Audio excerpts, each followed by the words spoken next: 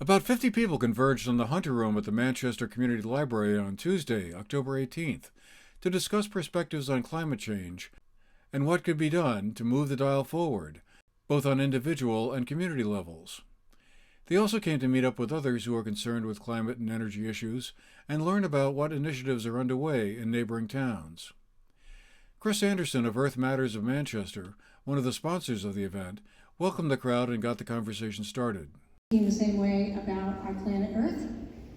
And so with that in mind, I want to acknowledge and recognize that we are walking and living on the same land that was lived on by Abenaki and Wabanaki long ago. And they believed that we don't inherit the land from our ancestors. We borrow it from our children.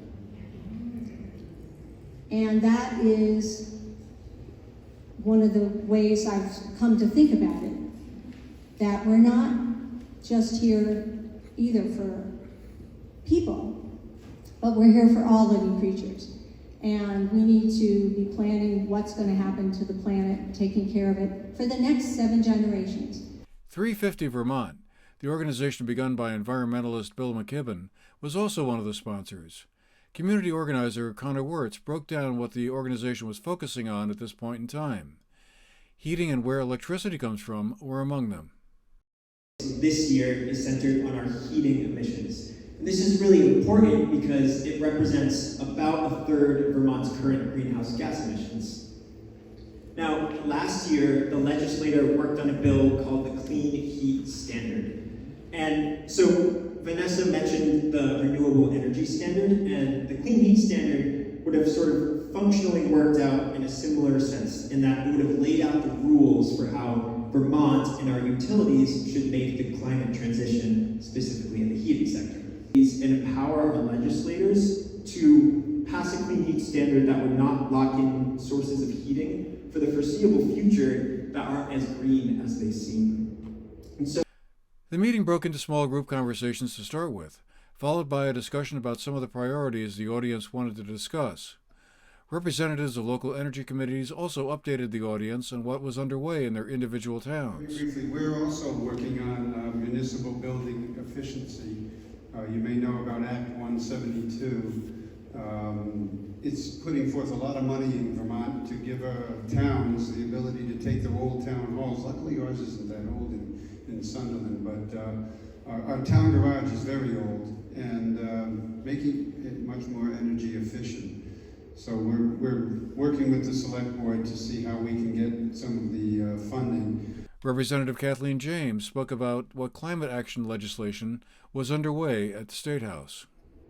And the legislature is a very unruly body with 150 folks elected by their constituents to serve their constituents of all different parties and wildly different perspectives and lots of different opinions.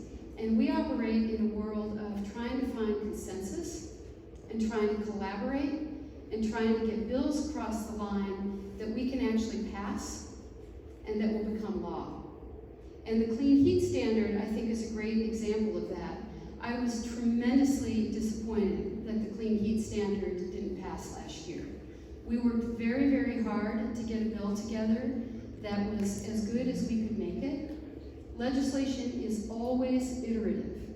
If it is not perfect this time, you can come back and fix it later.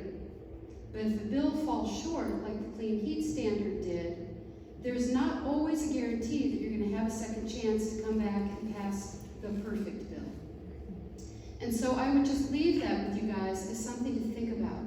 For those of us who are up in the legislature working as hard as we can to pass the best bills we can. Stephanie Moffett-Hines of Arlington described the upcoming window dressers build scheduled for October 21st to 26th at the American Legion Hall in Arlington. All of New England, we have a lot of very old homes that desperately need weatherization. And they figured out a very affordable way to help people to weatherize their homes, at least in terms of building these window inserts. So they go from the inside of your house into your windows, not the outside. And the reason why these are so affordable is because for every 3 to 5 inserts that a person would order, they sign up to also help to build them, as well as we get a lot of volunteers who come in. So altogether, it's this great big community build. It's also a potluck, which is fun, and we come together, and this is being done all over New England, and certainly all over Vermont, and this is the second year that we're doing it here in Bennington County. After the meeting ended, we had a chance to talk to some of the organizers and get their takeaways. You know, Vermont is perceived as being a really green, environmentally friendly state, and we are. There's so many folks and Vermonters who really want to contribute to reducing climate change, and yet we are the only state in New England whose emissions are still going up. And so at the end of the day, we need to get our systems in place so that we can start bringing those down as quickly as possible. Well, I think a couple of things that not only does every individual effort matter, because if you multiply that out with a lot of people doing things, it does make a difference, but also that we actually do need to be involved in group efforts as well. So because in the end, the laws that are passed, the legislation, that is a huge leverage point. That makes a big difference. So it's the little things we do, but I think it's also being informed, checking your sources, making sure that you have accurate information, and I think you have to look in lots of places. And then once you have that, then you'll know what legislation to support, and then to contact your representatives. Well, we did want to meet some new people who were interested in climate work, because as Earth Matters has a lot of projects going on, we want to find some new people who are interested in helping us.